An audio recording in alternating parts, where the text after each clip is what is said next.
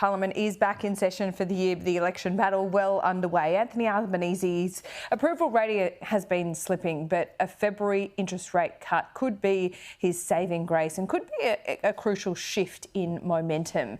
This is what Redbridge Group Director Simon Welsh had to say when I spoke to him earlier in the program. If it's just one, it's really not going to be enough to sort of change the momentum or even change the story around cost of living and this government's performance on it. That's really interesting because you speak to Labor and Liberal people inside and outside of the Parliament. I mean, they're really preoccupied with what the RBA is going to do, and they're talking like their political fortunes really hinge on this decision. And I get what you're saying. It's not just this one decision. That doesn't reverse the 12 or 13 rate rises we saw in a row. But is it kind of a framer that, that is a sign that things are starting to get better, and who do they credit that for? Yeah.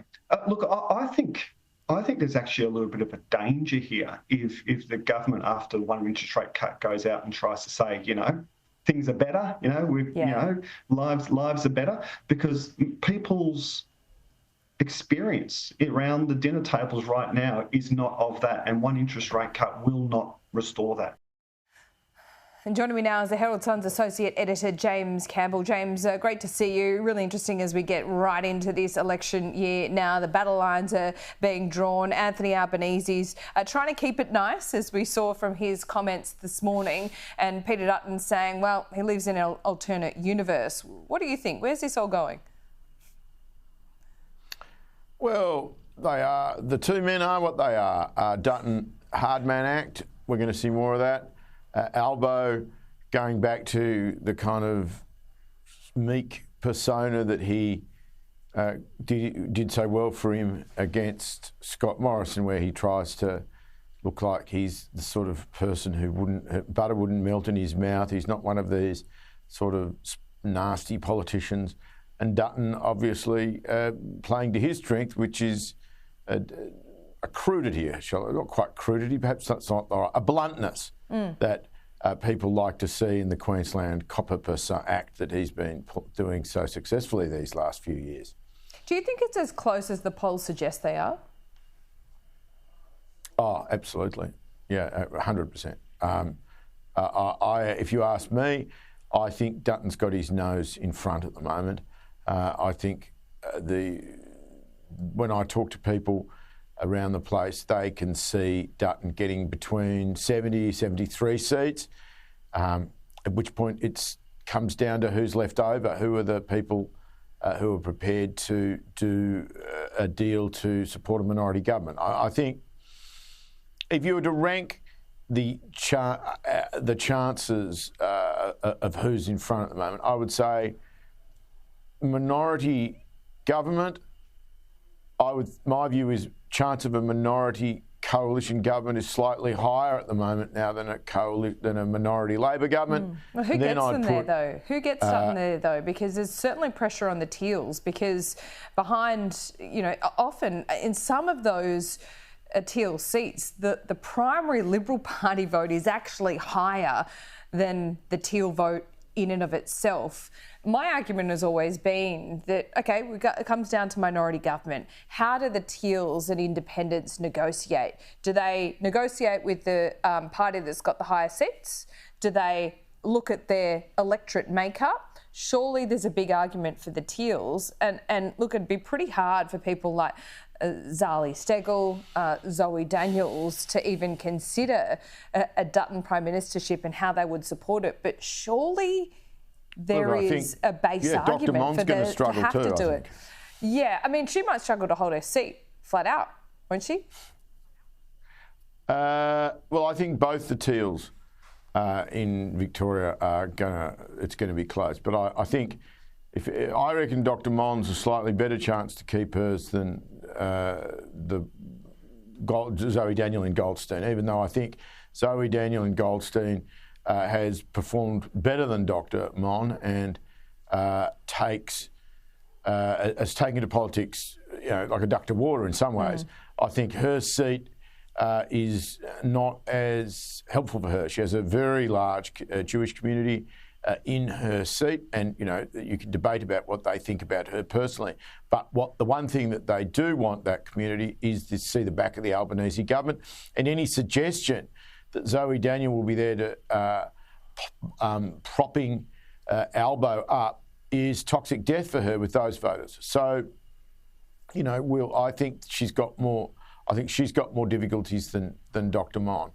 The only issue I reckon that might save Daniels is the fact that the Liberals are running the same candidate who got beaten last time in Tim Wilson, and there's a bad history in these cases where parties lose a seat that they've held for a long time. They put the same candidate up, and the public say, "Weren't you listening to us last time? We kicked this guy out. Now you're off. We wanted to see change. Whatever else he is, Tim Wilson is not change for the Liberal Party." Now you ask me, who do they get? Who will Dutton do a deal with? Well, it's not. Let's go around the grounds. I mean, I think he's more likely than not to get Katter, although the Prime Minister has a good relationship with Katter. Katter last time declined to support Julia Gillard. Then you've got Allegra Spender in Wentworth. If she survives, the Liberal Party seem to think that she's the most reasonable person for them. You've got Sharkey down there in South Australia. She's an ex-Liberal who transitioned through Zeno, so she's not inherently anti-coalition. Then you've got Di Lee, who has no great love for the Australian Labor Party. So there's four right there who you think would have to be contenders for supporting a minority government. This idea that unless he gets there in majority, he's got no hope is simply not true when you look at the potential dance and partners James, I think you'll agree with me here. The other thing that changed things, I spoke to Di Lee last week and I said, what if the Labor Party was doing a deal with the Greens, would you, and they needed one more? I know that this seems like a ridiculous hypothetical, but I've seen these tight elections before and you really need to cover all your bases. But she said, no, I don't think it would be a responsible government if the Greens were involved. So I think that the spectre of the Greens is really a bit of a political weight for Labor at the moment. I agree with that. Now, I think the Greens are going to be, if I was pushing forward and saying things are going to be stories in the next few weeks, there are two things I think are going to, 2 to 3 weeks, that are going to really kind of start to focus people. I think from what I'm hearing, there's some polling out in the field at the moment in the Greens seats, which could be interesting when it comes back. If the Greens are going backwards, the poor performances that we saw in the Queensland and New South Wales elections are replicated in those polls, then suddenly the whole conversation's going to change. And the other thing I think that is going to cause a big shift in the national conversation is next Saturday's by-election in Melbourne. We've got two by-elections down here. One is in Pran, which is a very Teely area. It's in Dr. Mon's seat. And the other one is Werribee, which is traditional Labor heartland. Now, Labor's not running in Pran, which has previously been held by the Greens, but they are running in Werribee, and it's going to be a genuine head-to-head Liberal-Labor contest. Now, if Labor does badly or tanks or even manages to lose this seat, the whole conversation about the state of the Labor Party's support in Victoria is going to change nationally. It's going to dawn on people, I think, that there are a lot of seats potentially in play down here, and it's going to as I said, the whole national conversation about the potential of a Dutton even majority government is going to change if Labor gets absolutely flogged in this by-election down here. One to watch, absolutely. James, thanks so much for putting it on our radar. We'll speak to you soon.